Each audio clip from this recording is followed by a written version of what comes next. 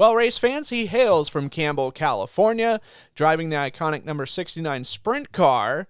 Bud Kaeding will be our next guest on Getting Up to Speed as he talks about some interesting things will be going on in 2023 with his race team and some other ventures that will be going on this upcoming race season.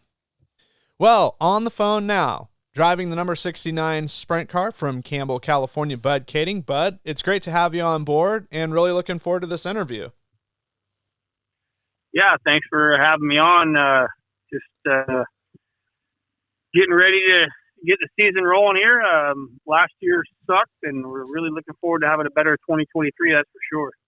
Yeah, I know I did an interview with you at Pete's Pub at Colorado Speedway in Hanford, and I could tell that you weren't exactly pleased the way things were going for 2022, but 2022, it's in the rearview mirror, and now 2023 is upon us and just a short time away before racing gets started. Yeah, definitely. We got a lot of things happening here in our shop. We're taking this a Silver Crown project on with me and a good friend of mine, Mike Martin from Arizona, and going to do some dirt racing with that, and try to budget, see how far the budget allows, but try to fill in as many sprint car races as we can in between all that. Really would like to at least do one more complete full season of the King of the West.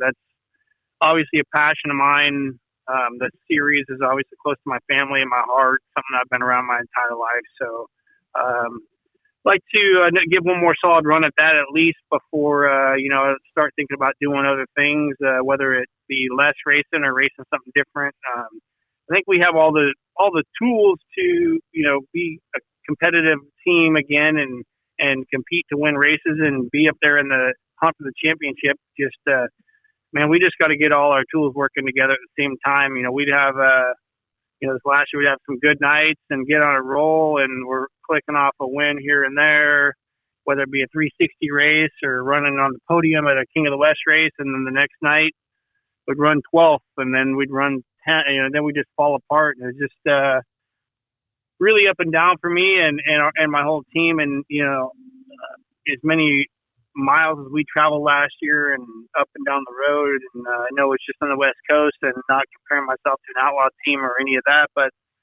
just gets grinding on you, and you start running bad, and you're struggling to get good runs. Then you get going good, then you go to an outlaw race and they tell you your car's illegal, and then you don't race for 3 weeks, and you kind of just beat you in the dirt. So was glad to get the year over with, and just looking for a fresh slate and get rolling. I'm really excited about what we're doing for 2023 and where we're headed.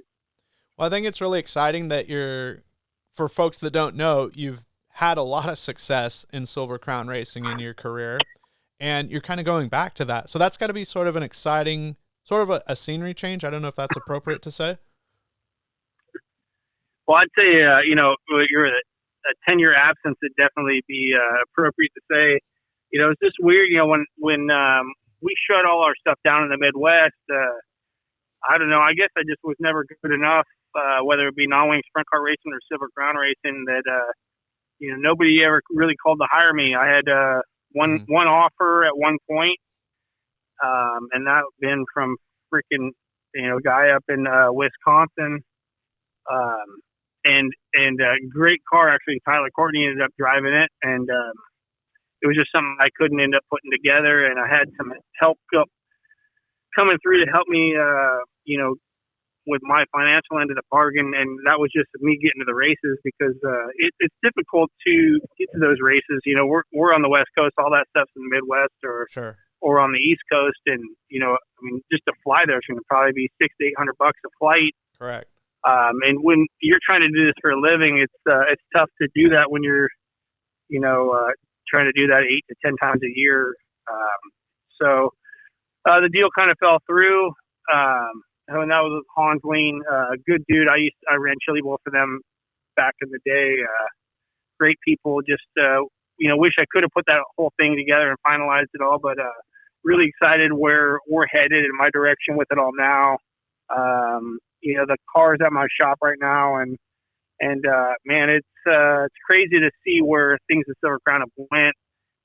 Back when we were running it 10 years ago, we had 15-inch bars in the front, a 30-inch bar in the left or the right rear, and a coil in the left rear, and things were really evolving in Silver Crown racing at that time. And now, actually at that time, all the other cars were pretty much all 4 coils, and now there isn't a coil car on the track on the dirt side of it. So it'd be interesting to see, where we stack it when we get going. But, we really just want to go and have a good time. It's something I've really wanted to get back into and do at least 1 more or 2 more runs of it and see, if I could get another one. I really want to win a dirt mile race. And if it doesn't happen, it doesn't happen. But I'm going to give it one last shot or one last couple shots. So just excited about, the future ahead, what we have, getting put together here and to see where it shoots us.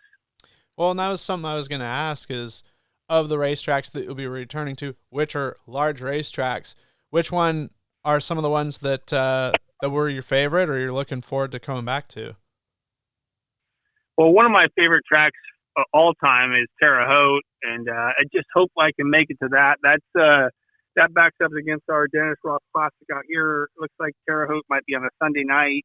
So I'm trying to just kind of piece everything together where I can get there for that, and also obviously still compete for the King of the West title.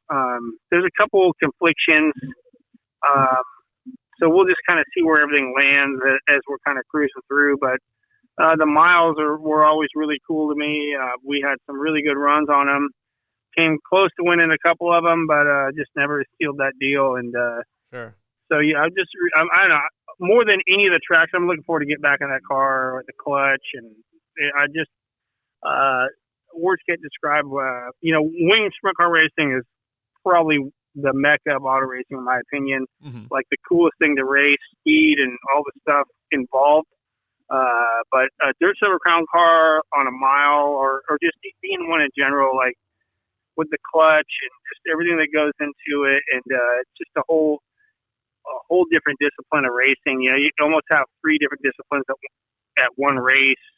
How the track starts to how the track goes to the middle of the race, and then how the track ends. Where you're just adjusting with your car versus with the track, and keeping your tires under you, and I don't know. It's a lot of fun. I can't wait to get back. It's been a long time since I've done it, so we'll see how much that's changed. I watched a lot of it on Flow. And, it looks like the guys attacked the race a lot longer, and the tires have come full circle, and they last the whole race where, back when we were doing it before, on the miles, you wanted to be on Mercury's, but now that's not even a thing. You can't run them. It's all Hoosier only. So, a lot to learn again, and it's been fun kind of getting back into it and learning about the car again. And, just really, really excited and very grateful for the opportunity to do it again. Well, and a really cool aspect too is you mentioned driving style, just stamina, because some of those races are very long compared to, a 25, 30, 40 lap sprint car main event. It's not a sprint, it's a marathon.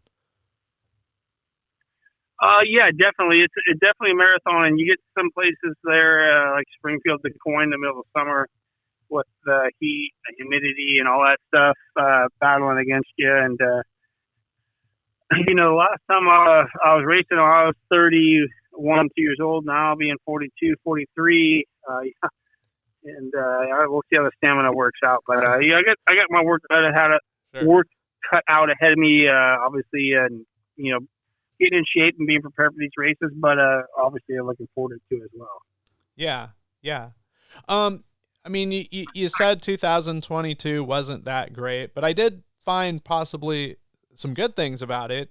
Ocean Speedway, local shows there, you did really well with 11 starts, 10 top 10s, 9 top 5s, and picked up two victories in Watsonville, and then third in, NARC Fujitsu General Series points, a podium at Stockton.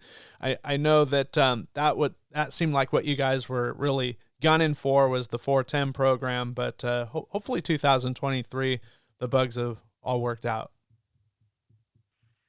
yeah, we just, like we just got complacent, fell into a slump, and then just kind of got stuck and couldn't get our way dug out. It's tough when nowadays we're battling against guys that have full time mechanics and full time people on their cars all the time, and we're the Saturday or Friday night fever guys. Sure.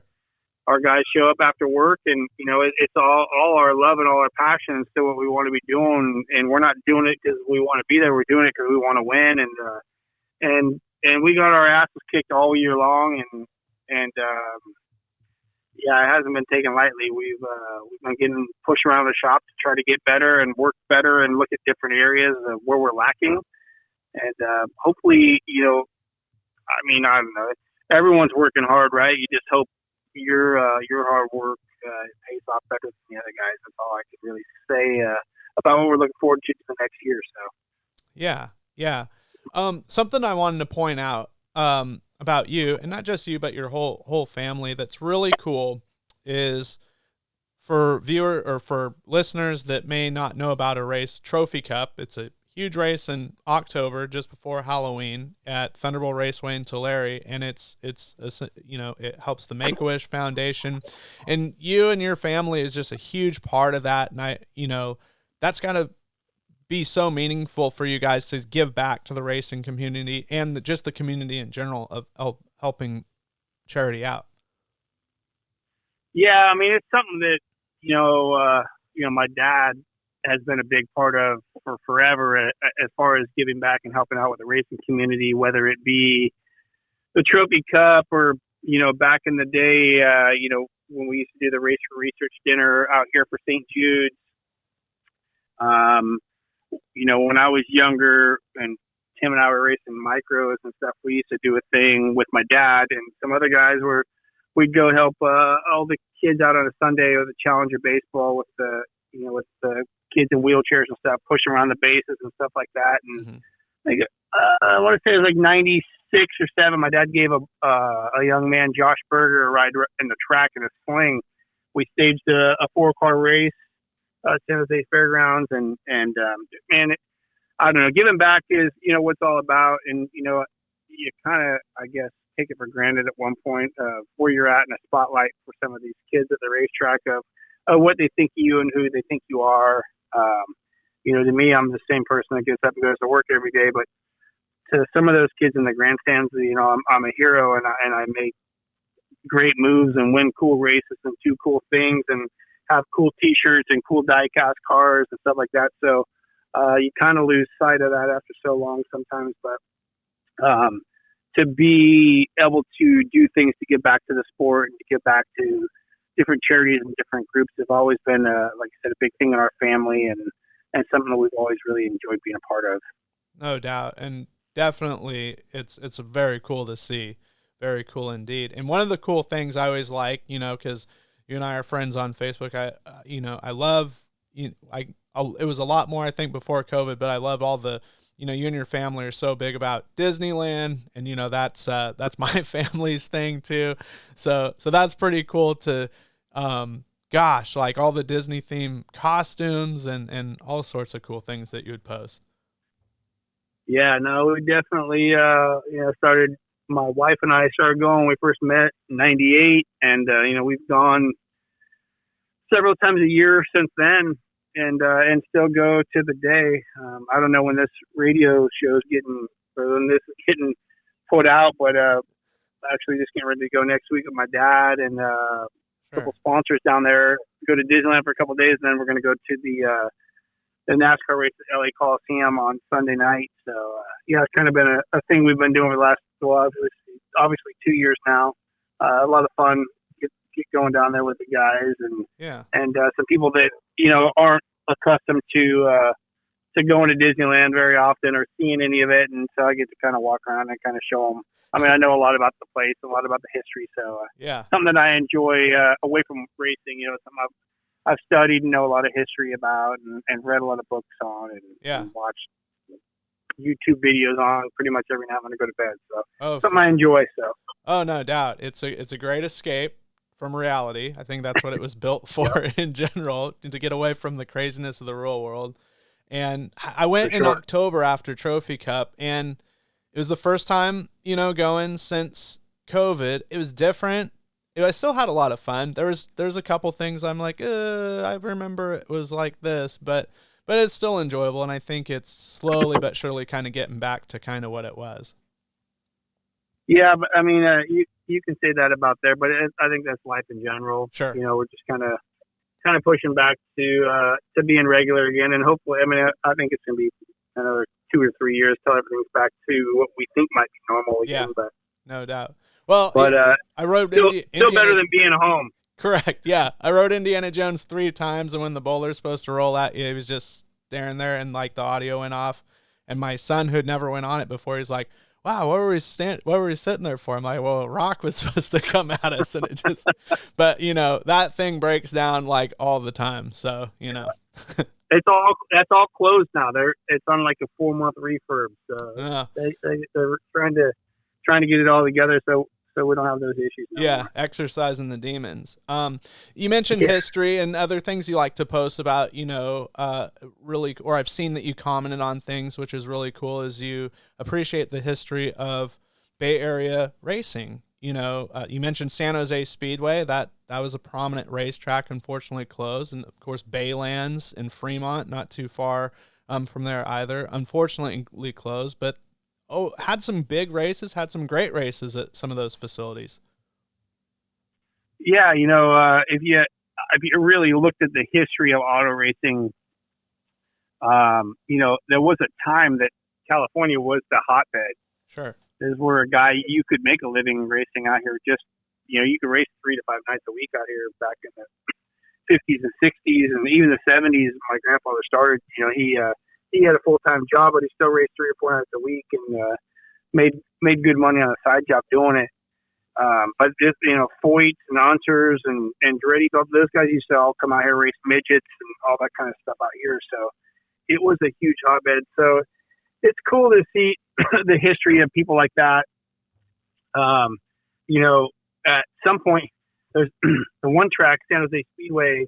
The original San Jose Speedway is a shopping mall now. So you go to that place and a lot of people aren't standing there thinking, man, there's guys like Foyts and those guys that have won where I'm standing today. This guy is easily walking into Marshalls or Victoria's Secret. Sure. So I know I have always appreciated the history, and not just in Bay Area racing, but racing in general. We've raced all over the country, me, my dad, and my brother, and have made a lot of friends along the way, and I know a lot of people past the present and really the upcoming future. So I don't know. Knowing the history, I think, is a huge part of. I think even to race a sprint car, you should have to take a damn class. Sure. I've had employees that didn't know who a Jack Hewitt was. I was like, you need to get the hell out of here. Yeah. Read a book, come back tomorrow. This shit ain't happening. Not for me. Yeah, try again. Yeah, it's just a thing to me, and knowing it and knowing who people are and were, and I think that's all just as important to me as when you go to school and you got to learn who the presidents are. It might sound unuseful, but no, it definitely goes along with me, and the history of dirt sprint car racing obviously is a huge thing I've always looked at. Well, no doubt. There's, me as an announcer and a broadcaster, it's pivotal. Like before I got in the interview, I was entering statistical data for like all the races for the ASCS Southwest region. Now, how often will I announce for them, or those guys be here? Some of them don't even race anymore. It's just the fact that I have it and I'm able to look at this, look at the data and just see what these guys and gals were able to do. It's fun to look back, and it's good to reflect. Yep. Sometimes it can get depressing. It's like, man, this track isn't here anymore. That race isn't here anymore. That team's not around, or this driver, for whatever reason got out of it, kind of thing. But it's a part of the story, and it's not just a little blip. There's a huge world out there, and a lot of people have came, like you said, to California, and they still do. You still have some guys from the Midwest get flown in for specials or for spring races or fall races. Yeah. Sure. So, but anyways, now it's huge. Yeah.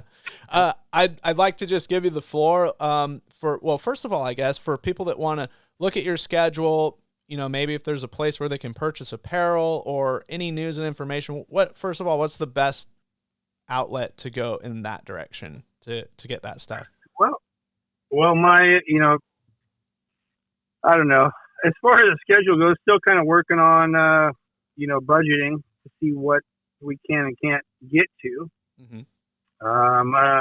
It looks like everyone's kind of on board, but we're spreading ourselves a little thinner now with, trying to help, with the Silver Crown thing, which is still, something, I'm pushing for and want to do. And like I said, I would really want to do the, full, King of the West, NARC 410 series one more time, and until I can't, but at least keep saying that every year one more time. So, yeah. Do that fine. And then, as far as apparel and diecast and all the other things go, we can get that on budkaeding.com. We have t-shirts and hats and beanies and cell phone chargers and diecast cars. Lots of cool stuff. I try to update the apparel as much as I can. As far as the photo and the rest of the content, I do a horrible job at it. But one-man band, I try to do it on my own and package all my own shirts and my pool table and my garage. And so if you order something that didn't get to you in a couple of days, it's just because I'm working, and I'll get it to you. I won't burn you, I promise. Yeah, no doubt. And then, of course, sponsors, specific people, marketing partners. Who would you like to thank to make all this possible?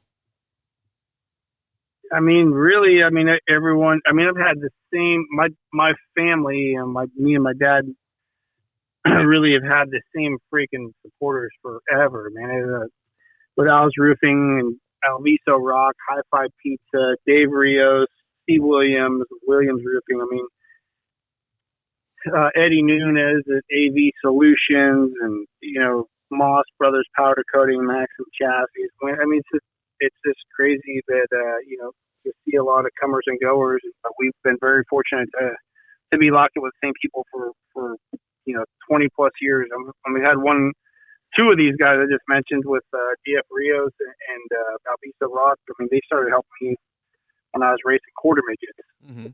So it's pretty cool and that was back in 1987. So for some of those guys still be along for the ride. I feel bad every year calling these guys and trying to put this deal back together. At some point they're going to be looking at me like, "Hey, you're too old for this shit. Time to buy a boat or get the hell out of it and do something different." But they keep supporting me, and as long as I can get them to support me and still buy all my bullshit, then we're going to keep doing it. Nice. Yeah, go to Disneyland some more. Yeah, right. So, well, Bud, it's been wonderful to have you here. We thank you for your time, and we look forward to seeing how everything develops, and maybe we'll be giving you a phone call a couple times this year just to celebrate your successes that you'll be achieving in 2023. Well, if that's the case and it goes the way that I'm planning, then hopefully we'll talk to you every Tuesday. All right. Sounds good. We'll make it happen. All right. Well, I appreciate it. Thanks for having me on. And, hopefully this thing starts kicking off and getting some steam. And if you want to get my old man or somebody on, let me know, and we'll try to push them off. Oh, yeah. We'll definitely make it happen. All right, man. I appreciate it, Brad. No problem.